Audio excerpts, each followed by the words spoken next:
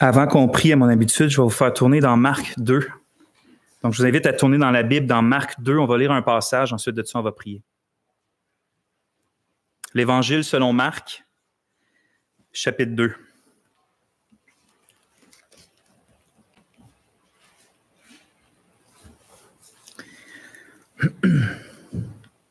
Les versets 18 à 20 qu'on va lire ensemble.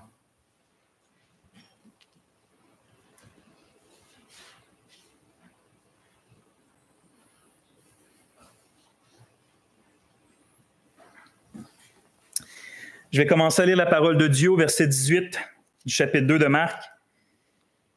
Au verset 18, c'est ça. Les disciples de Jean et les pharisiens jeûnaient. On va lui dire, « Pourquoi les disciples de Jean et les disciples des pharisiens jeûnent-ils, tandis que tes disciples ne jeûnent pas? » Jésus leur dit, « Les compagnons de l'époux peuvent-ils jeûner pendant qu'il est avec eux? Aussi longtemps qu'ils ont l'époux avec eux, ils ne peuvent pas jeûner. Mais des jours viendront où l'époux leur aura été enlevé. Alors, ils jeûneront en ce jour-là. » Prions. Notre Dieu, que tu es grand, plus digne que toutes nos louanges. Si on est là ce matin, Père, c'est parce que nous te cherchons, parce que tu es plus précieux pour nous que tout ce que nous avons. C'est toi notre plus grand trésor. C'est toi la fontaine de vie. Tu es notre force, notre bouclier, notre rocher, notre but. Seigneur, on veut te demander que ce dimanche qui t'est réservé soit vraiment utilisé par ton esprit dans nos vies pour nous approcher de toi. Si souvent on court après la vanité, pardonne-nous, ô Dieu. Utilise cette prédication, ces chants qu'on a chantés, afin de disposer nos cœurs à s'approcher de toi au travers de la table du Seigneur dans quelques instants. Parce que tu promets d'être au milieu de nous bénir, de nous fortifier, de nous libérer, puis nous laver de toutes nos idoles. Et c'est appuyé sur ces promesses en Jésus qu'on ose s'approcher de toi ce matin puis espérer de toi. On ne prétend pas ce que tu as dit, Seigneur, tu l'as écrit, tu l'as inspiré dans ta parole. Toi-même, tu nous promets ces choses qui sont grandioses. Et alors, on les attend avec foi et on sait que tu ne peux pas mentir. Amen. Dieu, frères et sœurs, il donne énormément de moyens de grâce par lesquels son peuple peut s'approcher de lui. On dit des moyens de grâce parce que ces moyens-là, ce n'est pas des ordonnances légales par lesquelles le peuple de Dieu doit pratiquer dans le but de satisfaire la justice de Dieu puis d'être accepté à ses yeux. Si on décrit la vie chrétienne comme une marche puis que des fois, malheureusement, on tombe dans des trous, bien, les moyens de grâce, ce n'est pas que Dieu vient puis nous regarde dans le trou. Puis là, il dit, « V'là du bois, tiens un marteau, tiens une scie, fabrique-toi une échelle jusqu'à moi. » Ça, c'est pas des moyens de grâce. On dit des moyens de grâce parce que c'est plutôt, si on tombe dans le trou, par exemple, dans notre marche chrétienne, ce qui nous arrive malheureusement souvent, bien Dieu, il a construit l'échelle, il attend jusqu'en bas, il la tient en haut, il nous lance de la nourriture en bas pour nous fortifier. Là, il dit, monte jusqu'à moi. C'est-à-dire, c'est des choses qu'on fait pour s'approcher de Dieu, mais c'est des choses qu'il, lui, nous a données, puis des choses qu'il nous a données gratuitement, puis qui nous fortifient pour les utiliser. C'est des dons, des moyens de grâce. Alors, on en connaît plusieurs. On parle de plusieurs, la lecture, la méditation des Écritures, la prière, la communion des saints, les ordonnances comme le baptême, le repas du Seigneur qu'on va faire dans un instant. C'est tous des moyens, des cadeaux que Dieu nous donne pour qu'on puisse juste davantage s'approcher de lui, le connaître, communier avec lui. Il y a un des moyens de grâce qui a historiquement toujours été considéré comme un moyen de grâce, mais que dans notre époque et dans notre culture, on parle que très peu. Et comme Cyril l'a annoncé par rapport au sujet de ma prêche, c'est celui du jeûne. Est-ce que vous connaissez beaucoup de chrétiens ou d'églises qui font de manière régulière des jeûnes? Pourtant, dans l'histoire de l'Église, ça a toujours été commun. Les églises qui commençaient l'année toujours par une semaine de jeûne ou des choses comme ça, c'était très régulier. Mais aujourd'hui, dans notre époque, on n'en connaît pas beaucoup. On ne le fait pas beaucoup. Nous-mêmes, dans cette église, je me souviens, on avait fait une fois un grand jeûne officiel. C'était pour, entre autres, le cancer de notre sœur qui a été guéri. On a fait un jeûne, mais à part ça, je ne me souviens pas d'un autre moment officiel de jeûne qu'on a fait ensemble. Puis là, on ne parle pas de jeûne naturel. Hein? Aujourd'hui, c'est la mode de parler de jeûne intermittent, de jeûne naturel qui est bon pour la santé. On ne parle pas de ça, quoique c'est très bon si vous voulez l'en faire. On parle d'un jeûne spirituel pour la santé de notre cœur. Pas d'un jeûne naturel pour la santé de notre corps, mais d'un jeûne spirituel pour la santé de notre cœur. Je parle de notre cœur spirituel, de notre âme. Une des raisons que je me dis pourquoi que les chrétiens peut-être ont plus de difficultés ou voient moins l'importance de la discipline du jeûne dans nos vies, c'est peut-être, entre autres, que jamais dans le Nouveau Testament, mais absolument jamais, vous allez avoir un commandement, une ordonnance qui dit de jeûner. De Matthieu jusqu'à Apocalypse, jamais vous allez voir un passage qui dit « jeûnez, faites ceci par rapport au jeûne ». Jamais. Tu vas avoir des passages par rapport à la prière, par exemple, qui va dire « priez sans cesse ». Donc là, il y a un commandement de prier. Mais par rapport au jeûne, ça n'arrive jamais. Tu n'as jamais un verset qui dit « jeûnez sans relâche, bien-aimés du Seigneur », par exemple. Ainsi, parce que le jeûne n'est pas un commandement de Dieu directement dans le Nouveau Testament, bien, c'est pas ceux qui jeûnent jamais, ils ne pêchent pas contre Dieu. Ils ne sont pas en train de désobéir contre Dieu parce qu'il n'y a pas de commandement qui dit « tu dois prier ». Alors que si tu ne rends pas grâce en toute chose, ça, c'est un péché contre Dieu parce que c'est un impératif, c'est un commandement du Nouveau Testament que de rendre grâce à Dieu en toutes choses. Mais même si ce n'est pas un commandement, même si ce n'est pas quelque chose qui est commandé, le jeûne, ce qui est intéressant, c'est qu'à bien des places dans le Nouveau Testament, s'il n'est pas ordonné de jeûner, il est toutefois sous-entendu que les chrétiens jeûnent. Donc, ce n'est pas un commandement direct, mais c'est comme pris pour acquis que c'est normal que ça fasse partie de la vie du croyant, de la vie du disciple de Jésus. Par exemple, puis on va venir au passage de Marc bientôt, mais juste avant, je vous en lis un autre dans Matthieu, sur le sermon sur la montagne, Matthieu 6, versets 16 et 18. Je vous le lis. C'est notre Seigneur Jésus qui enseigne ses disciples sur la montagne. « Lorsque vous jeûnez, ne prenez pas un air triste comme les hypocrites qui se rendent le visage tout défait pour montrer aux hommes qu'ils jeûnent. Je vous le dis en vérité, ils ont leur récompense. Mais quand tu jeûnes, parfume ta tête et lave ton visage afin de ne pas montrer aux hommes que tu jeûnes, mais à ton Père qui est dans le secret. Et ton Père qui voit dans le secret te le rendra. » Or, certes, ici, vous voyez, il n'y a pas de commandement. Ce n'est pas écrit « je veux que tu jeûnes » ou « jeûne 3 fois par semaine », par exemple. Ce n'est pas un commandement. Mais si vous remarquez bien, il n'est pas écrit non plus, où Jésus ne dit pas « si vous jeûnez, faites ceci ou cela ». Il dit plutôt « lorsque vous jeûnez », puis il rajoute « quand vous jeûnez ». Lorsque vous jeûnez, faites pas ça, puis quand vous jeûnez, faites pas ça. Et donc, pour Jésus, en tout cas, dans ce passage-là, le jeûne dans la vie des croyants, ce n'est pas un « si », c'est un « quand ». Ce n'est pas un « peut-être », c'est « à quel moment ». C'est ça que je veux dire, qu'il est implicite que le disciple de Jésus jeûne, puis dans le passage, il est explicite qu'il est récompensé par le Père lorsqu'il le fait de la bonne manière, lorsqu'il le fait dans le secret, par la foi, envers Dieu. Donc, c'est juste un passage pour nous montrer que le jeûne est sous-entendu. Un autre passage, puis c'est dans celui-là que je vous ai fait tourner tout à l'heure. Ce passage-là, on va en parler un peu, mais surtout, aujourd'hui, vous allez voir, ce n'est pas une prédication comme habituelle. Là. Il n'y a pas de structure vraiment, mais vous allez me pardonner ça, vous allez voir. Mais on va se servir du premier passage, on va parler de ce qu'il veut dire, mais on va s'en servir comme tremplin pour parler plus largement du sujet du jeûne selon Dieu. Puis ce passage-là, justement, c'est Marc 2, verset 18, puis je vais le relire. « Les disciples de Jean et les pharisiens jeûnaient. On vint lui dire, « Pourquoi les disciples de Jean et les disciples des pharisiens jeûnent-ils, tandis que tes disciples ne jeûnent pas? » Jésus leur dit, « Les compagnons de l'époux peuvent-ils jeûner pendant qu'il est avec eux? Aussi longtemps qu'ils ont l'époux avec eux, ils ne peuvent pas jeûner, mais des jours viendront où l'époux leur aura été enlevé, alors ils jeûneront en ce jour-là. » Donc ici, là, dans le contexte, c'est qu'il y a certaines personnes qui observaient alentour d'eux, puis là, ils voient qu'il y a quelque chose, une différence majeure entre, d'un côté, autant les disciples de Jean-Baptiste que les disciples des pharisiens, puis les pharisiens eux-mêmes, et de l'autre côté, notre Seigneur Jésus et ses disciples à lui. Ils voient une majeure différence, une drastique différence entre les deux. Puis cette différence-là, c'est que du premier côté, les pharisiens et les disciples de Jean-Baptiste, eux, ils jeûnent, puis ils se dégagent comme ils se dégagent une certaine contrition, une certaine tristesse, parce que tu ne jeûnes pas. Le jeûne, si vous lisez dans la Bible, ce n'est pas quelque chose de pour ça qu'il dit, paraît pas que tu es en jeûne. Hein?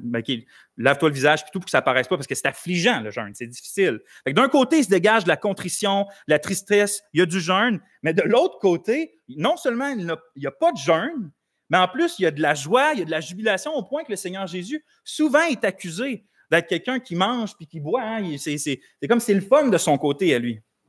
Ça a l'air bien plus le fun par là. Donc, pourquoi il y a une différence entre les deux? Les gens demandent au Seigneur. C'est écrit, pourquoi les disciples de Jean et les disciples des pharisiens jeûnent-ils, tandis que tes disciples à toi ne jeûnent pas?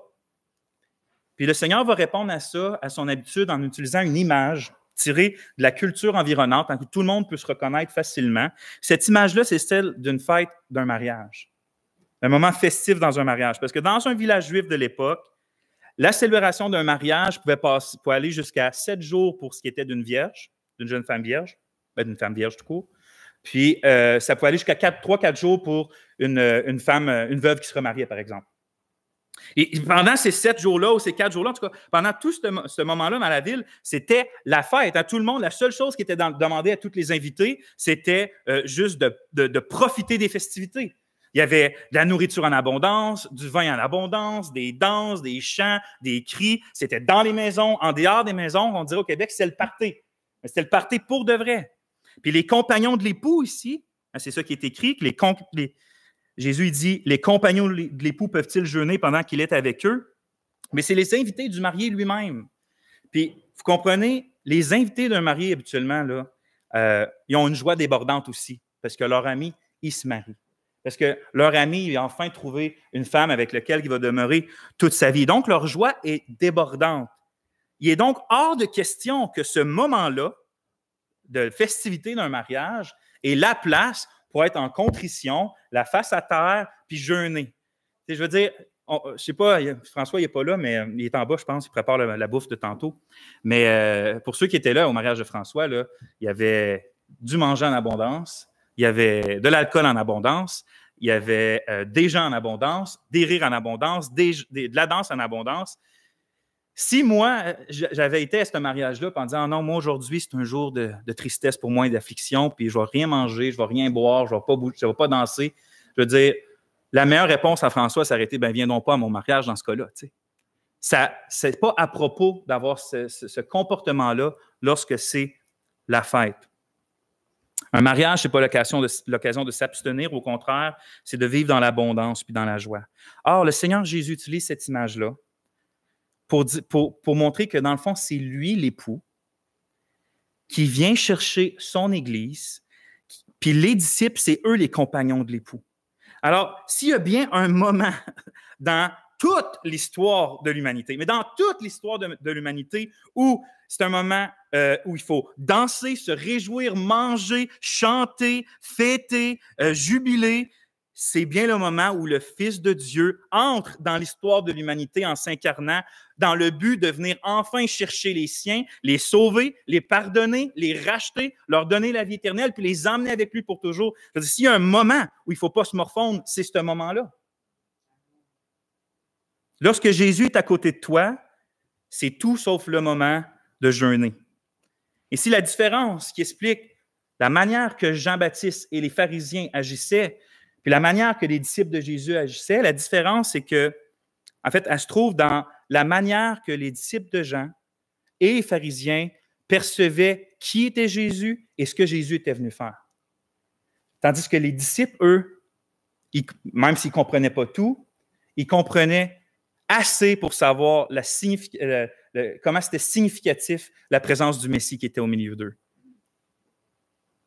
Si les disciples de Jean et les pharisiens saisissaient vraiment qui était devant eux et qu'est-ce qu'ils étaient venus faire, ils auraient compris pourquoi ils doivent fêter plutôt que de jeûner.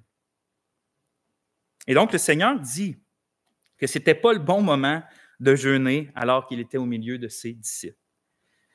Mais ce qui est intéressant, c'est qu'il ne dit pas juste que ce n'était pas le bon moment de jeûner, il ne dit pas qu'ils ne vont jamais jeûner.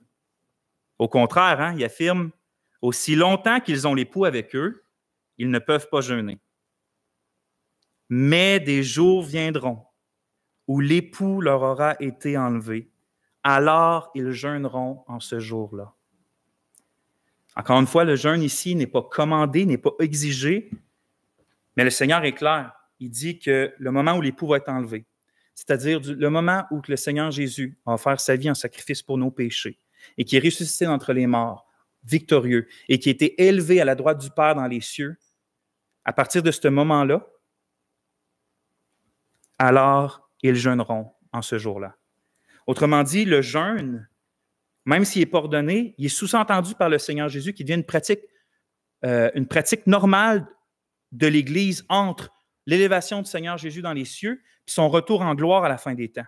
C'est entre ces deux moments-là, Jésus décrit les disciples comme en train de jeûner. Maintenant, ça ne veut pas dire que ça fait 2000 ans qu'on jeûne sans arrêt, mais c'est juste pour dire que c'est sous-entendu que c'est quelque chose qui fait partie intégrante de la vie chrétienne, qui devrait faire partie intégrante de la vie chrétienne. Pourquoi? Parce que l'Église, depuis que le Christ leur a été enlevé dans les cieux, où ils sont pas orphelins, ils ont l'Esprit Saint, mais nous ne voyons pas Jésus de toute façon, quand même encore, même si on a l'Esprit de Jésus en nous. Mais reste qu'on attend, qu'on languit après notre bien-aimé. Hein. L'épouse attend son époux encore. Les noces n'ont pas été consumées encore totalement. Et ça m'amène donc à croire et à affirmer que l'expérimentation de la présence de Jésus, c'est le cœur de ce que c'est le jeûne. L'expérimentation de la présence de Jésus dans nos vies, c'est le cœur de ce que ça signifie le jeûne chrétien. Ce que je veux dire par là, c'est que si les chrétiens jeûnent, c'est parce qu'ils veulent plus de leur Sauveur. Il va être plus près de lui. Si les chrétiens jeûnent, c'est parce qu'ils vont être davantage expérimenter la présence de leur Seigneur. Si les chrétiens jeûnent, c'est parce qu'ils veulent que Jésus revienne enfin et qu'il les amène à la table dans sa maison.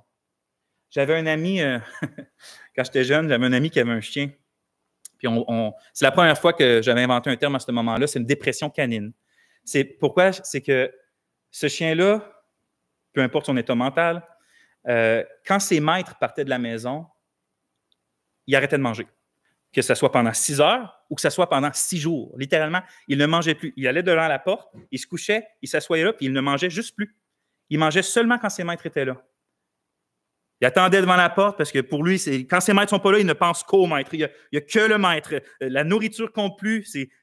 J'attends une chose, puis c'est qu'eux reviennent. Mais dans un sens aussi, les chrétiens font ça. Hein, les chrétiens qui jeûnent. Alors que Jésus est élevé dans les cieux, les chrétiens ne pensent qu'à l'absence de leur maître. Ils ne pensent qu'à revoir enfin son visage. Ils désirent être sans cesse dans sa présence, puis ça plus que n'importe quoi d'autre dans le monde. Leurs cœurs ont plus faim du Christ que leurs corps ont faim de la nourriture. Leurs cœurs ont plus faim du Christ alors que leurs corps ont faim de nourriture.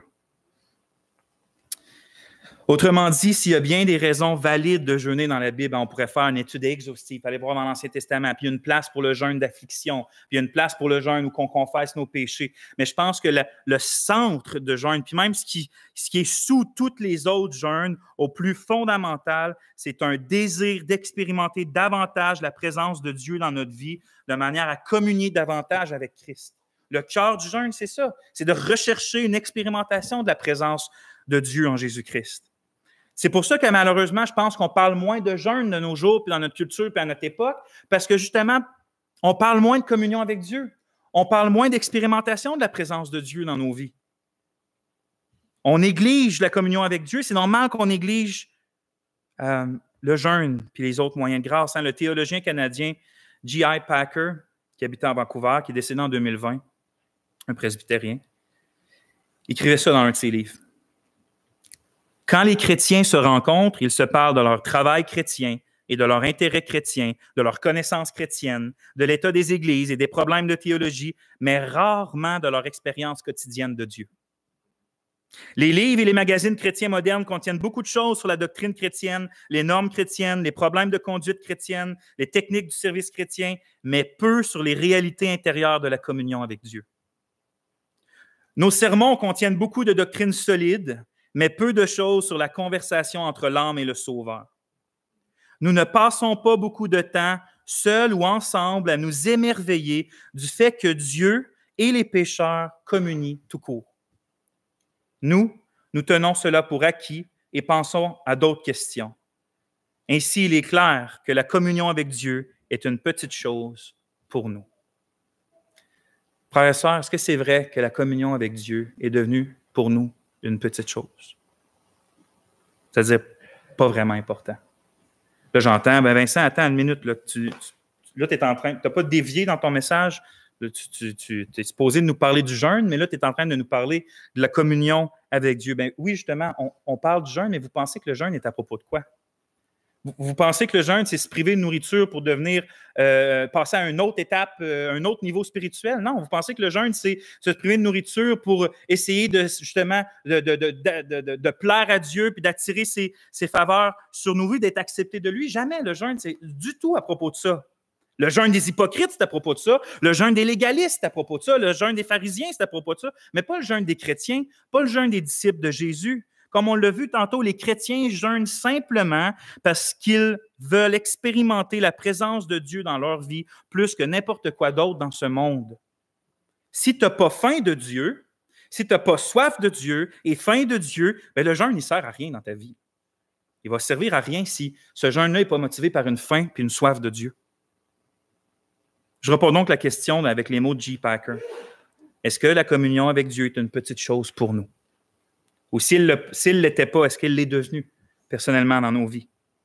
Puis là, par communion, je fais référence à, pas notre union avec Dieu, hein, qui est indestructible. Jésus nous a sauvés, il nous a rachetés, il nous a transférés dans le royaume du Père, nous sommes adoptés, nous sommes unis à Christ et donc nous sommes à Dieu pour toujours, notre union. Mais par communion, j'entends plutôt l'expérience consciente de cette union-là.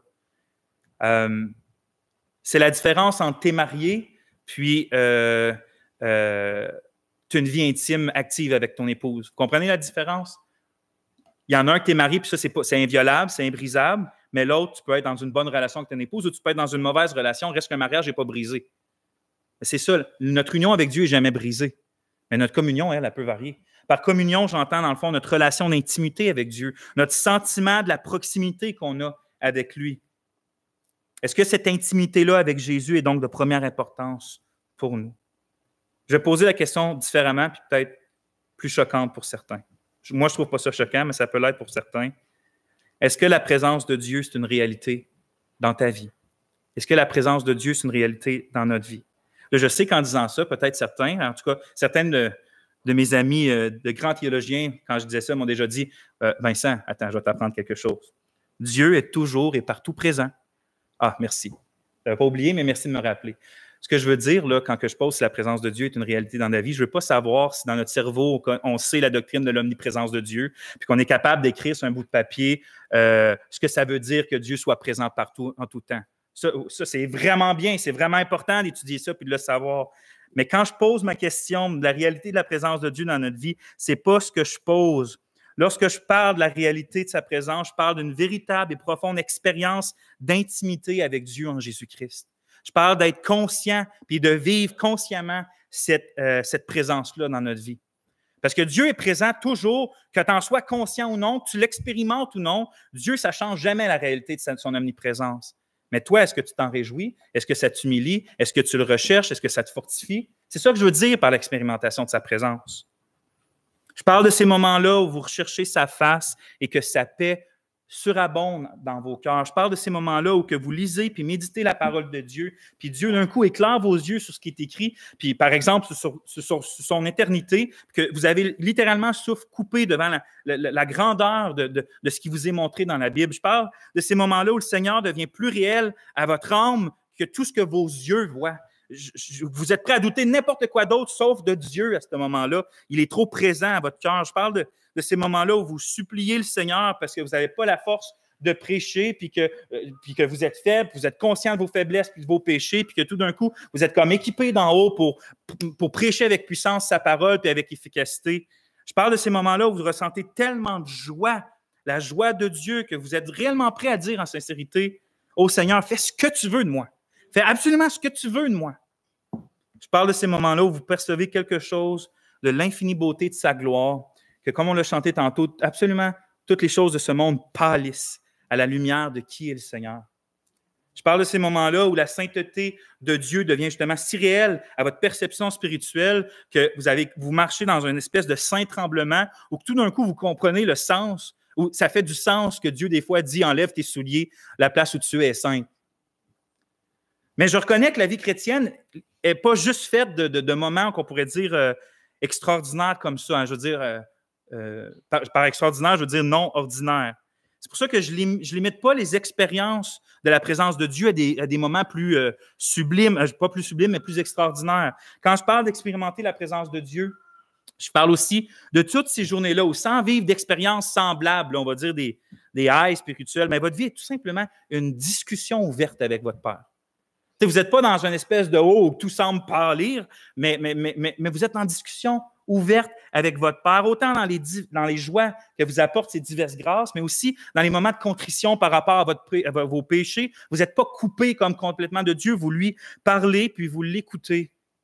Je parle de ces moments-là où vous vous réveillez la nuit parce que vous êtes inquiet par rapport à une situation dans votre vie ou par rapport à un projet que vous avez, puis que la première réaction que vous avez, c'est de vous confier en Dieu, lui demander son aide, puis lui demander que la paix qui surpasse toute intelligence garde vos cœurs et vos pensées en Christ, et il le fait. Je parle de ces moments-là où vous sortez de chez vous, puis vous allez juste regarder le ciel en haut, puis vous prenez une bonne bouffée d'air, puis vous souvenez une fois de plus que votre Dieu est le souverain qui contrôle le monde, qui a mis un beau ciel bleu aujourd'hui, puis vous partez avec la paix que votre berger vous conduit. Je pense à ces moments-là où vous savez exactement que vous êtes en train de faire ce que Dieu veut que vous fassiez. Il n'y a pas de flafard, il n'y a pas de brillant, il n'y a pas tout ça, mais vous êtes convaincu que vous êtes en train de faire la bonne chose. Je parle de tous ces sentiments-là qui habitent, humilient, réjouissent, rassurent, brisent puis édifient celui qui a un sens réel de la présence de Dieu dans sa vie quotidienne. Puis je répète donc ma question. Est-ce que l'expérimentation consciente de la présence de Dieu, c'est une réalité dans ta vie? Est-ce que tu veux que ce soit une réalité dans ta vie? Est-ce que tu as oublié que ça doit être une réalité dans ta vie? Notre Dieu, là, il veut que tu te réjouisses en lui, que tu t'attendes à lui, que tu espères en lui, que tu le cherches, que tu le trouves. Notre Dieu veut que tu sois rempli jusqu'à la toute plénitude de qui il est en Jésus. Il veut que tu sois rempli de sa force, de sa sagesse, de son amour, de sa sainteté, de son calme, de sa joie, de sa bonté. Il veut que tu sois ébloui par sa beauté, par sa gloire, mais toutes ces réalités-là, lui, il le veut. Est-ce que toi, tu les veux aussi dans ta vie? Est-ce que toi, tu veux expérimenter non seulement la connaissance de la doctrine de l'omniprésence de Dieu, mais plutôt de sa présence gracieuse, personnelle, puissante dans ta vie? Veux-tu faire davantage l'expérience de qui il est pour toi en Jésus maintenant? C'est à ça que ça sert, les moyens de grâce. Hein? Tous les moyens de grâce, mais dont le jeûne aussi sert à ça. Parce que le jeûne, là, en soi, là, c'est absolument rien. Hein. Se priver de nourriture, là, il y a plein de monde en ce moment, comme j'ai dit tantôt, c'est une mode. Il y a plein de monde qui se prive de nourriture. Ça apporte, je ne dis pas que ça ne fait pas bien au corps, mais spirituellement, c'est zéro puis une barre. Là. Ça ne fait absolument rien en soi, le jeûne. Comme lire hein, de l'encre sur du papier, là, sur une Bible, en soi, là, ça ne fait rien. Là. C'est la substance de la vérité. C'est l'esprit qui utilise la vérité pour nous bouleverser. Ça fait quelque chose. Mais c'est la même chose avec le jeûne. C'est seulement un moyen que Dieu nous donne pour exprimer puis satisfaire notre désir de vouloir s'approcher de lui davantage. Je vous lis le psaume 63, une partie que notre frère a lu tout à l'heure. « Ô Dieu, tu es mon Dieu, je te cherche au point du jour. Mon âme a soif de toi, ma chair languit après toi, dans une terre aride et altérée, sans eau, pour voir ta force et ta gloire comme je t'ai contemplé dans le lieu saint. Car ta bonté est meilleure que la vie. Mes lèvres te loueront. Ainsi, je te bénirai durant ma vie, j'élèverai mes mains en ton nom. Mon âme est rassasiée comme de moelle et de graisse. Je ne sais pas comment le dire. Comment on dit ça? De moelle? La moelle, merci. De moelle et de graisse. Et ma bouche te louera avec des lèvres qui chantent de joie. Et donc, les chrétiens, pourquoi ils jeûnent? Ils jeûnent pour vivre les réalités de ce psaume-là. Les chrétiens jeûnent parce qu'ils ont soif et faim de Dieu. Ils jeûnent parce qu'ils veulent voir sa force et sa gloire. Ils jeûnent parce qu'ils veulent contempler sa face dans sa présence. Ils jeûnent parce que sa bonté est meilleure que la vie, hein, on pourrait dire même meilleure que la nourriture. Ils jeûnent parce qu'ils veulent avoir leur âme rassasiée. C'est pour ça qu'ils jeûnent. Si donc tu désires les réalités, l'exemple du psaume 63 qu'on vient de lire, bien, je t'encourage, mon frère, ma sœur, à désirer ou à commencer à penser, si c'est possible, d'intégrer la pratique du jeûne dans ta vie chrétienne. sais, pourquoi pas, là, je ne dis pas là, de devenir, comme que tu jeûnes 24 heures sur 24 pendant 40 jours, 4 fois par année. Si tu veux faire ça pour la gloire de Dieu puis pour te rapprocher de lui, que bien t'en fasses. Mais ce que je veux dire, c'est pourquoi pas commencer, exemple, je vais donner un exemple concret que moi, je pensais pour moi-même en début d'année, je l'avoue, je ne l'ai pas encore mis en pratique, mais je le pensais pour le mettre en pratique cette année. Pourquoi pas me partir une discipline de décider au moins de jeûner une fois par mois, hein?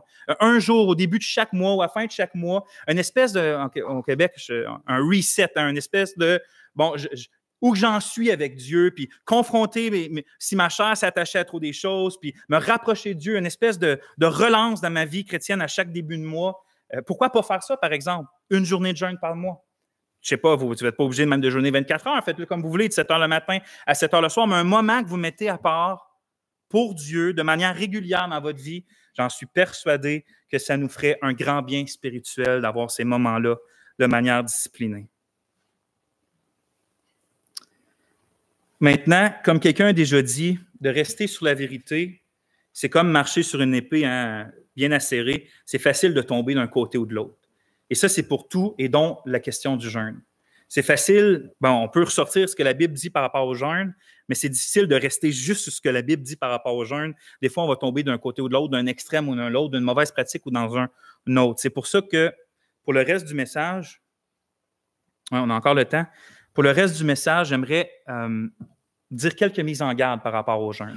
Parce qu'il n'y a aucune manière, puis que moi, là, aujourd'hui, je peux vous dire, vous êtes obligé, comme j'ai dit tout à l'heure, vous êtes obligé de jeûner une fois par semaine, 3 fois par semaine, de 7 heures à 7 heures, de midi à 8 heures. Ça, là, c'est selon la conscience de chacun, selon ce qu'en parlant avec Dieu, en lisant les Écritures, il décide de mettre en pratique dans sa vie. Il n'y a personne qui peut vous dire et vous exiger un jeûne. C'est à vous, ça. Mais ça ne veut pas dire qu'il n'y a pas des mises en garde dans la Bible par rapport à certaines choses. La première, puis probablement une des plus importantes, c'est que tu saches que le jeûne ne nous rend pas acceptables aux yeux de Dieu. Le jeûne ne nous rend pas acceptables aux yeux de Dieu. Pour ça, je te fais tourner dans Luc 18. L'Évangile de Luc, chapitre 18. On va lire une autre parabole de notre Seigneur Jésus par rapport à ça. Ce n'est pas par rapport au jeûne, mais le jeûne est inclus, vous allez comprendre.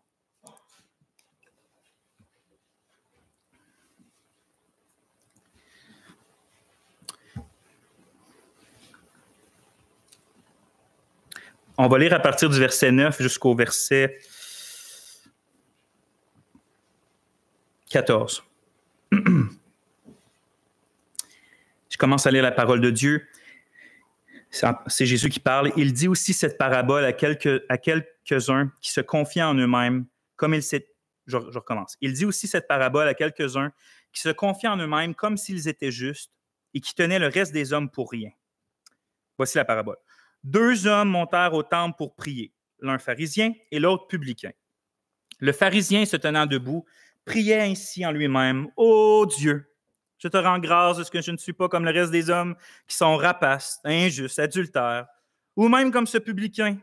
Je jeûne 2 fois par semaine, je donne la dîme de tout mon revenu. » Le publicain, se tenant loin, ne voulait même pas lever les yeux vers le ciel, mais se frappait la poitrine en disant, « Ô Dieu, sois apaisé envers moi, pécheur.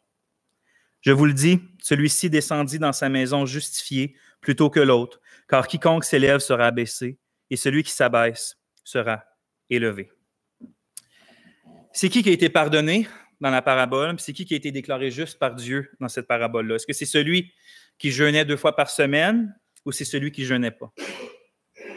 C'est lui qui ne jeûnait pas. Pourquoi? Parce que le pharisien pensait qu'il était un homme juste parce qu'il faisait ses prières, puis parce qu'il jeûnait, puis qu'il faisait ci, puis qu'il n'était pas comme ça. À cause de ça, il pensait qu'il pouvait se présenter avec hardiesse devant Dieu. Il pensait que ces choses-là étaient suffisantes pour pouvoir aller devant Dieu puis être accepté de lui.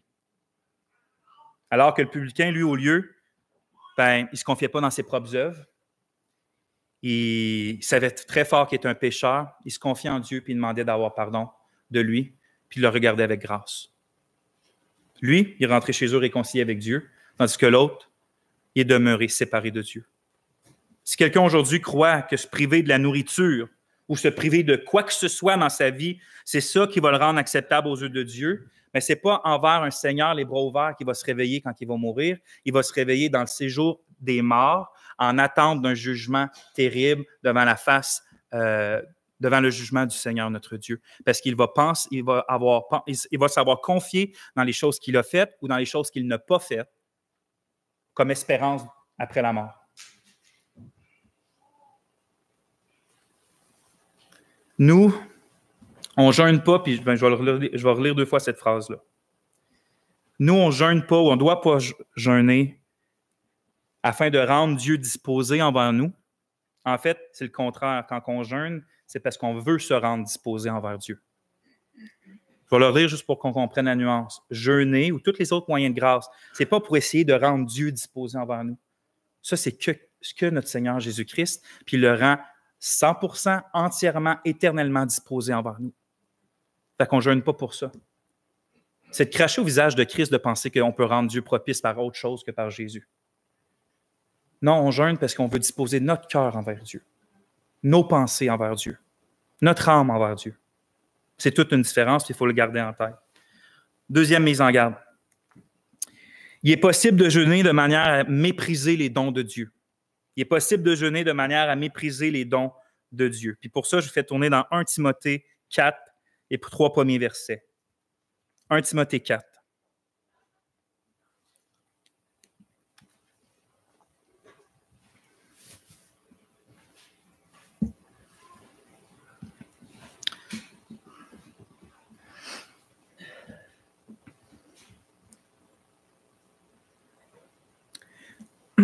On va lire les 3 premiers versets. Donc, 1 Timothée 4, versets 1 à 3. Or, l'Esprit dit expressément qu'au dernier jour, certains se détourneront de la foi.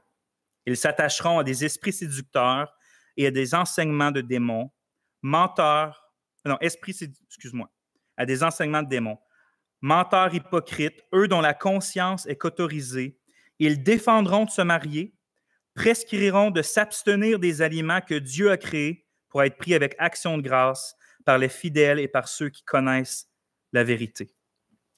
Paul, ici, il met en garde Timothée parce qu'il dit que dans les derniers temps dans lesquels nous sommes, il y a des gens qui se disent chrétiens, qui vont être séduits par des faux enseignants, par des doctrines de démons qui disent, par exemple, ces enseignants-là ou ces faux enseignements-là disaient qu'il fallait s'abstenir, premièrement, de se marier ou s'abstenir d'aliments. Puis l'idée derrière ça, c'est qu'en s'abstenant de ces choses-là, on était un cran de plus au niveau spirituel. On était davantage plus pieux que les autres, en tout cas. Mais en réalité, le mécanisme du jeûne, comme j'ai dit tantôt, le mécanisme lui-même ne nous approche pas de Dieu, tout comme le mécanisme de manger nous en l'éloigne pas non plus. C'est des choses neutres. S'abstenir de manger ou manger, c'est neutre en soi. C'est ce qu'on fait avec qui le rend moralement bien ou mal. Paul écrit comme Paul écrit en 1 Corinthiens 8.8, je vous le cite, « Or, ce n'est pas un aliment qui nous rapprochera de Dieu. Si nous n'en mangeons pas, nous n'avons pas moins. Et si nous mangeons, nous n'avons rien de plus. » Ça ne change rien ce que tu manges ou ce que tu ne manges pas au niveau spirituel en soi.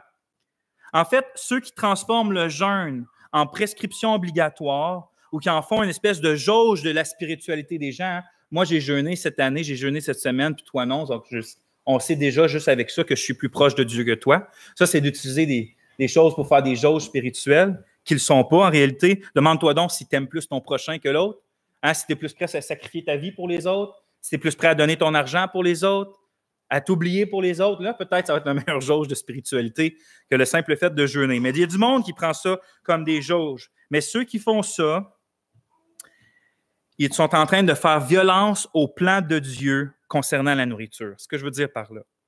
Je vais relire 1 Timothée 4, 3, 1 Timothée 4, mais à partir du verset 3 jusqu'au verset 5 cette fois-là. Ils prescriront de s'abstenir des aliments que Dieu a créés pour être pris avec action de grâce par les fidèles et par ceux qui connaissent la vérité. En effet, tout ce que Dieu a créé est bon et il n'y a rien qui soit rejeté si on le prend avec action de grâce, étant sanctifié par la parole de Dieu et par la prière. La nourriture, c'est un don de Dieu qui pourrait être pris avec action de grâce par ceux qui connaissent que justement Dieu existe, que Dieu a disposé ça pour eux, et donc eux qui le prennent par la foi, puis pour Dieu. Donc la nourriture, c'est toujours une bonne chose. Mais si c'est un cadeau de Dieu, pourquoi des fois s'en priver d'abord par le jeûne?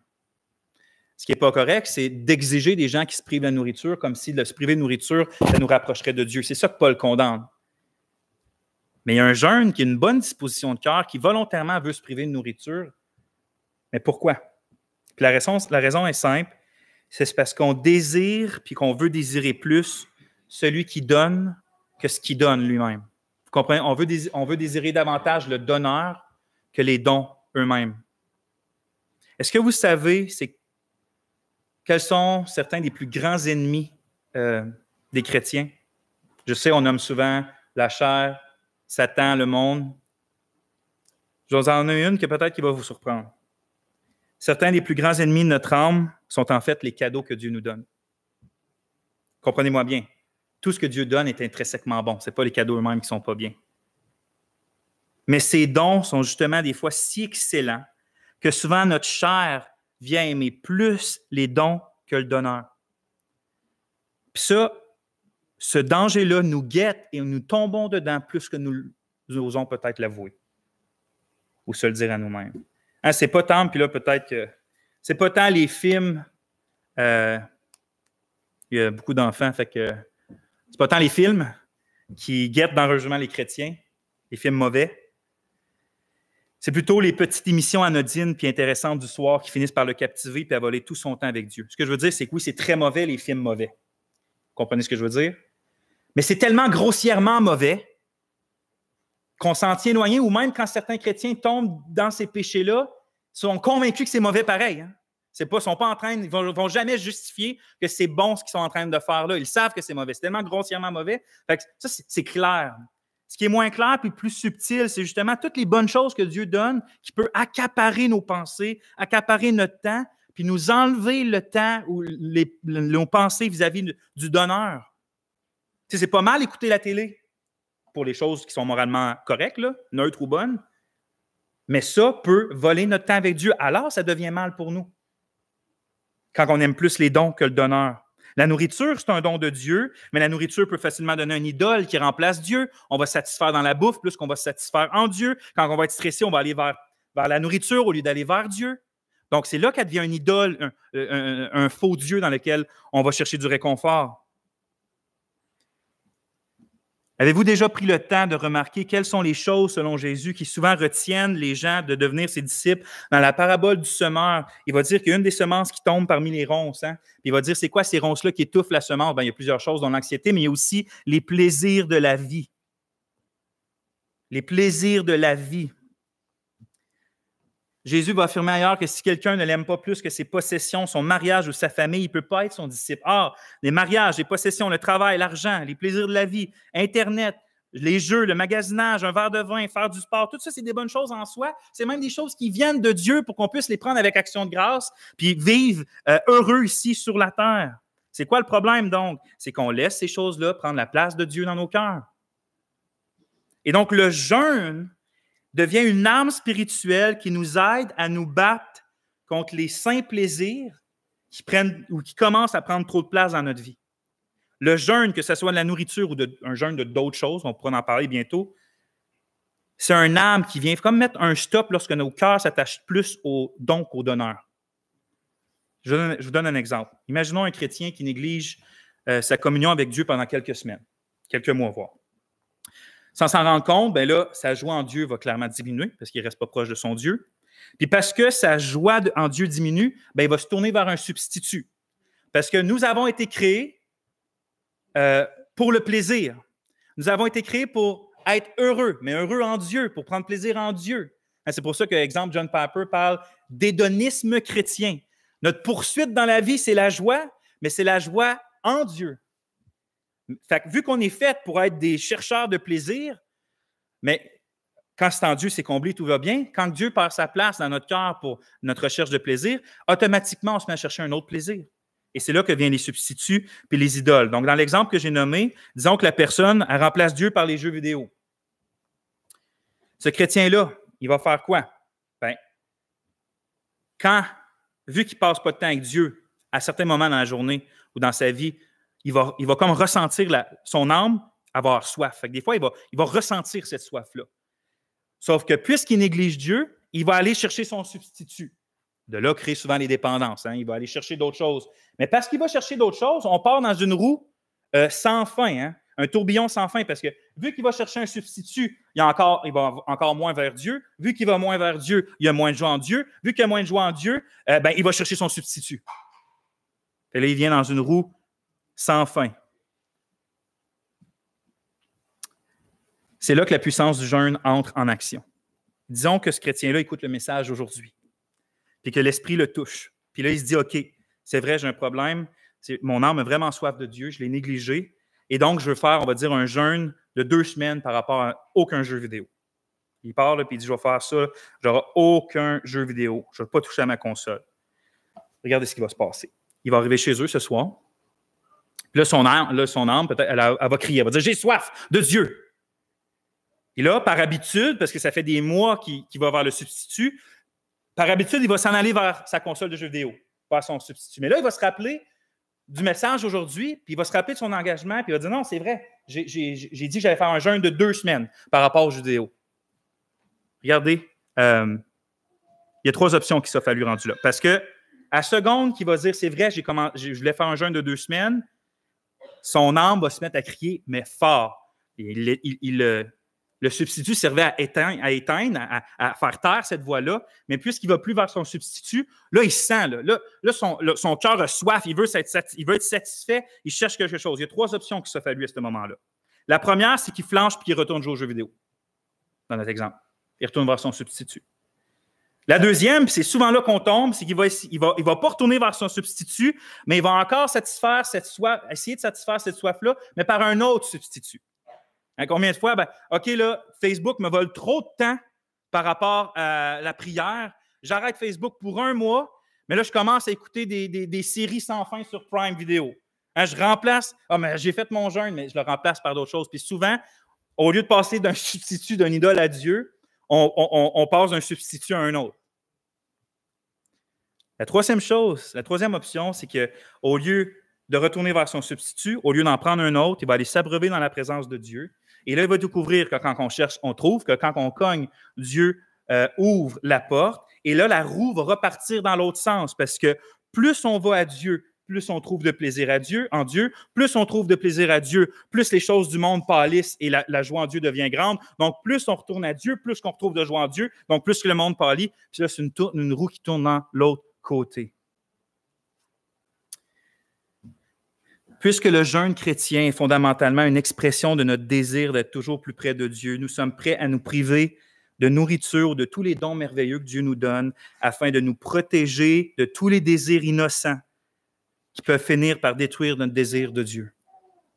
Le jeûne sert et à enflammer notre désir pour Dieu et à faire diminuer notre désir pour les dons que Dieu nous donne.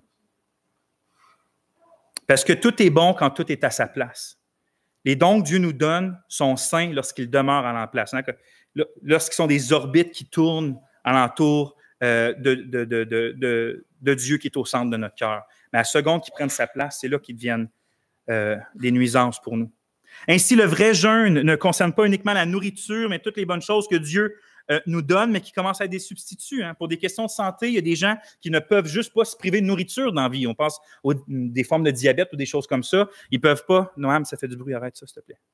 On ne peut pas se priver de nourriture quand on a du diabète. Mais comprenez que, donc, on peut se priver de plein de choses pour un jeûne.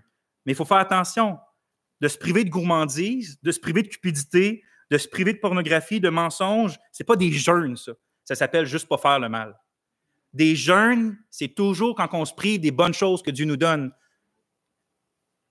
Le vrai jeûne, c'est de se priver de quelque chose de bon pour trouver ce qui est meilleur, qui est Dieu lui-même.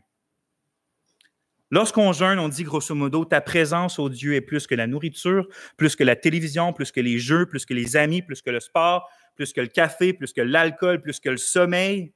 Seigneur, ta présence est plus précieuse à mon âme que toute autre chose. Remplis-moi, je t'en supplie.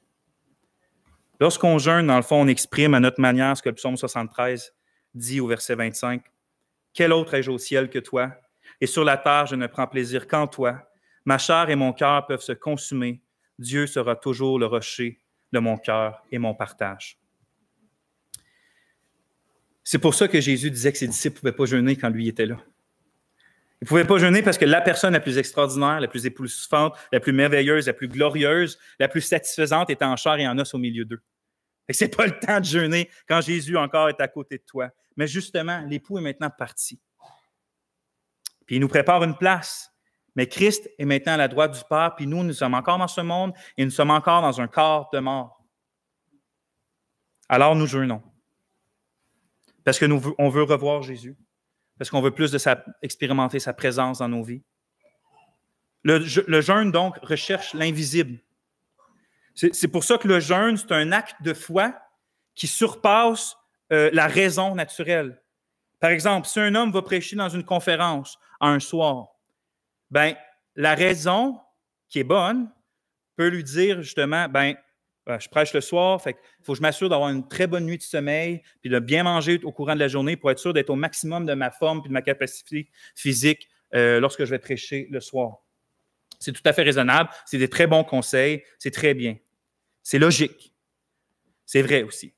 Mais la foi, qui voit l'invisible, comprend que la vraie puissance de la prédication, ça ne se trouve pas dans la santé physique, dans la forme physique, dans une bonne nuit de sommeil, dans la santé. La foi reconnaît que la puissance dans la prédication se trouve dans l'onction divine, dans l'œuvre de Dieu au travers d'un prédicateur.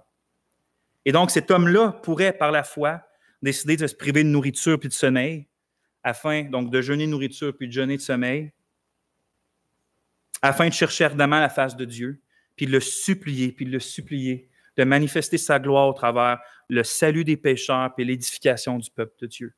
Et donc, il va se priver de bonnes choses qui est le sommeil, de bonnes choses qui est la nourriture, pour une meilleure chose encore, qui est que Dieu agisse au travers de lui. C'est pas pour rien que notre Seigneur Jésus jeûnait souvent, puis jeûnait du sommeil souvent. Pourquoi? Parce qu'il allait chercher la face de son Père en priant. Si en ce moment, vous n'avez pas une faim et une soif de la gloire de la présence de Dieu, faites pas la conclusion qui est comme, non, moi, je ne la ressens pas, cette soif-là. Ça veut dire que je dois être satisfait assez en Dieu. C'est une illusion parce qu'en vérité, ce qui est extraordinaire avec la satisfaction en Dieu, c'est que c'est toujours une saine insatisfaction parce que Dieu, en même temps de nous combler, crée une soif de plus. La présence de Dieu est tellement succulente qu'on en veut toujours plus, puis c'est un Dieu éternel, infini, fait qu'on en a toujours plus. Ça nous fait penser à comment ça va être dans l'éternité, hein? Une expérience toujours croissante et satisfaisante de lui. Mais justement, fait que si on est au point où on va dire « moi, je suis assez satisfait en Dieu, je n'ai pas besoin de plus », c'est une illusion parce qu'en vérité, si vous ne désirez pas davantage la présence de Dieu, c'est sûrement parce que vous avez grignoté trop longtemps à la table du monde. Moi, mes enfants, ce n'est pas pour le mettre Noam sur le spot, mais Noam puis Alijad en particulier, c'est souvent un combat à la maison parce qu'on veut lui donner une certaine liberté de pouvoir pas toujours demander s'ils veulent prendre des collations, des choses comme ça. On veut qu'ils grandissent. Mais des fois, c'est un combat parce que justement, ils prennent des collations tout le long de l'après-midi. Là, tu prépares un super de bon souper, équilibré, des légumes et tout ça, mais ils n'ont plus faim. Ah, ils n'ont plus faim. Mais justement, votre âme est peut-être bourrée de trop de petites choses, qu'il n'y a plus de place pour les grandes choses. Or, Dieu ne vous a pas fait pour vous satisfaire dans les petites choses, il vous a fait pour être satisfait dans les grandes choses, dans la grande chose qui est dans sa présence en lui. Mais si vous n'avez pas d'appétit pour Dieu, sachez que votre appétit pour Dieu peut être réveillé de nouveau. Le jeûne peut être une espèce d'électrochoc pour vous aider à parvenir à réveiller de nouveau le désir pour la présence de Dieu dans vos vies. Puis là-dessus, je vais prier justement pour que ce soit ce qui se produit dans chacune de nos vies. Puis ensuite de ça, je vais laisser notre frère clore la première partie de ce culte. Notre Dieu, merci pour l'équilibre avec lequel ta parole nous présente la vérité. Merci, Seigneur, de nous avoir sauvés pour la liberté. Merci de nous avoir donné des moyens de grâce par lesquels on peut monter jusqu'à toi davantage. Seigneur, notre Dieu, nous avons soif de toi. Pardonne-nous parce que nous aimons davantage souvent tes dons que toi. Puis si on est tellement beaucoup en ce moment qui, probablement les yeux, se sont tournés vers des bonnes choses, le travail, la famille, des trucs comme ça, mais Mais au point de te négliger, mais Seigneur, on veut te demander aujourd'hui, avec humilité, de changer ça dans nos vies, de nous aider à te chercher, de créer en nous cette soif qui n'est jamais satisfaite de ta présence.